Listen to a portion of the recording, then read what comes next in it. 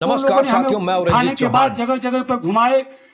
उनकी नियत थी इनकाउंटर करने के लिए, लेकिन मैं माननीय राष्ट्रीय अध्यक्ष अखिलेश यादव जी का एहसानमंद हूं, शुक्रिया अदा करता हूं कि आपने जो बातें गंभीरता से लेने का काम किए, तब जाकर मेरी जान बची है। साथियों, देश में फर्जी एनकाउंटर इस तरीके से हो रहे हैं कि पूछिए मत। और जो लोग एनकाउंटर का खिलाफत कर रहे हैं, उनके साथ आतंकवादियों जैसा बर्ताव किया जा रहा है, चाहे वो किसी पार्टी के नेता हों। भाजपा को छोड़ के भाजपा के नेताओं को छूने की हिम्मत किसी भी पुलिस वाले में नहीं है कि कोई भी पुलिस वाला भाजपा के नेता को यूं भी नहीं छू सकता है। लेकिन अगर विपक्ष का कोई नेता मिल जाता है तो उसके साथ ऐसा पेश आते हैं पुलिस वाले जैसा लगता है कि आतंकवादी हो, कोई बहुत बड़ा माफिया हो, गुंडा हो। 3rd डिग्री का नाम सुना होगा आपने। 3rd डिग्री से भयानक मार मारते हैं उसको, इतना बेंतियाँ मार मारते हैं कि पूछिए मत। थाने में तो मारते ही मारते हैं, जेल में उसके साथ क्या कुछ करते हैं आज हम आपको वीडियो में दिखाएंगे। सामने अखिलेश यादव बैठे हैं, उत्तर प्रदेश के पूर्व मुख्यमंत्री अखिलेश यादव बैठे हैं और उनके बगल में खड़े होकर सैकड़ों लोगों के सामने, तमाम मीडिया के सामने एक शख्स सफाई नेता अपना दर्द बयां करता है। वो दर्द को सुनकर आप भी गुस्से से अपना मुट्ठी भींच लेंगे, आप भी गुस्से से लाल हो जाएंगे कि प्रदेश में पुलिस कितनी तानाशाह हो गई है, पुलिस के अंदर का ज़मीर कहाँ मर गया है। सत्ता के इशारे पर पुलिस वाले क्या कर रहे हैं। ये सत्ता तो आती जाती रहती है, लेकिन सत्ताधारियों के कहने पर आखिर पुलिस वाले जल्लाद क्यों बनते जा रहे हैं। चलिए, मैं चाहता हूँ इस वीडियो को ध्यान से सुनिएगा, इस खबर को ध्यान से सुनिएगा और अपनी राय जरूर दीजिए। देखिए ये वीडियो। गाजीपुर के करंडा ब्लॉक के कटरिया गांव में पिछड़े समाज की, विश्वकर्मा समाज की जो बेहद गरीब बेटी के साथ अन्याय हुआ, उसकी हत्या हुई, उसके साथ गलत कर जिसका आरोप उसके परिवार के लोग लगातार लगा रहे थे कि मेरी बेटी की हत्या की गई है। जिस बात की जानकारी होने के बाद 14 तारीख को उसकी हत्या हुई थी। जब सोशल मीडिया के माध्यम से हम सब लोगों को पता चला, 19 तारीख के दिन माननीय अध्यक्ष जी, हम सब लोगों ने उस घटना स्थल पर उस परिवार से मिलने के लिए 19 तारीख के दिन सैकड़ों की संख्या में हम साथी गए वहां पे। फिर उसके बाद हम सब लोगों ने वहां के थाना HSO से फोन पे वार्ता करके हमने कहा कि ये अच्छी बात नहीं है और हम सब लोगों का अधिकार है, किसी पीड़ित परिवार से जाकर मिल सकते हैं। उसके बाद हम सब लोगों ने किसी तरह से साहस दिखाकर उस पीड़ित परिवार से मिलने गए और जहां पर मिलने के बाद उन्होंने अपनी बात को सुनाया, मैंने आदरणीय अध्यक्ष जी को अवगत कराया।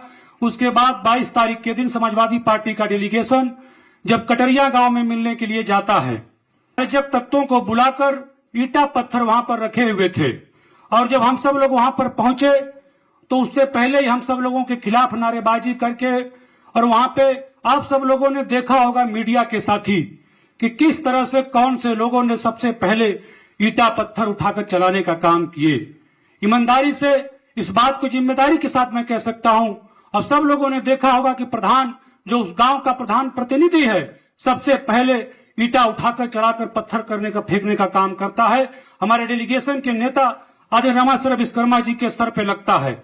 हम सब लोगों को भी चोटें आती हैं। हम सब लोग वहां से आनंद फानन में जिला अस्पताल गाजीपुर जाकर इलाज कराने के लिए वहां पर इलाज करा रहे थे। हम सब लोगों का मेडिकल हुआ, एक्सरे होने के बाद जब हम सब लोग डिस्चार्ज होने के लिए जब बाहर निकलते हैं, उसी समय जबरदस्ती वहां की पुलिस 2-3 थाना मिलकर हमें उठा लिया। रात में उठाने के बाद जब इस बात को हमारे साथियों ने माननीय अध्यक्ष जी को अवगत कराया, और जब अवगत कराने के बाद जब उन लोगों ने हमें उठाने के बाद जगह जगह पर घुमाए, उनकी नियत थी इनकाउंटर करने के लिए, लेकिन मैं माननीय राष्ट्रीय अध्यक्ष अखिलेश यादव जी का एहसानमंद हूं, शुक्रिया अदा करता हूं कि आपने जो बातें गंभीरता से लेने का काम किए, तब जाकर मेरी जान बची है। साथियों, जब ये बात उन लोगों को इनकाउंटर नहीं कर पाए, उसके बाद मुझे पुलिस लाइन से निकालकर 11:30 बजे रात को करंडा थाने में ले गए। मुझे गाड़ी से खींचकर वहां पर गाली देते हुए उन्होंने कहा कि जब वो गाली दिए तो हम सब लोग राजनीतिक व्यक्ति हैं, मैं छात्र जीवन से हम सब लोगों ने राजनीति किया है। जिला पंचायत रहे 15-16 हजार वोट पाकर हम सब लोग गाजीपुर जनपद में, और हम सब लोगों ने कई बार आंदोलन में जेल गए, 6-6, 7-7 महीना जेल रहे। जो हम सब लोगों की अपनी एक थी मैंने कहा कि हम कोई अपराधी नहीं हैं, हम छात्र नेता, आप गाली मत दीजिए, आपने मुकदमा किया है, मुझे जेल भेजिए। इतना कहते ही एचएसओ ने मुझे 10 लोगों ने घेर कर पहले लात घूसों से मारने का काम किए।